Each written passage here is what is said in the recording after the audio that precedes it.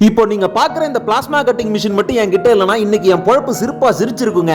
அதாவது பாத்தீங்கன்னா காலையில 6 மணிக்கெல்லாமே எனக்கு போனை போட்டு இன்னைக்கு 100 ஓட்ட போடணும் அப்படின்னு ஹைவேஸ் டிபார்ட்மெண்ட்ல இபி டவர் போஸ்ட் போடுறவங்க அதுக்கு என்னன்னு சிறப்பா ஓட்ட போட்டுறலாம் எடுத்துட்டு வாங்கன்னு நான் சொல்ல அவங்களும் ஆங்கிள் பட்ட எல்லாத்தையும் வெறித்தனமா டாடா ஏசில போட்டு எடுத்துட்டு வந்து இறக்கிட்டாங்க.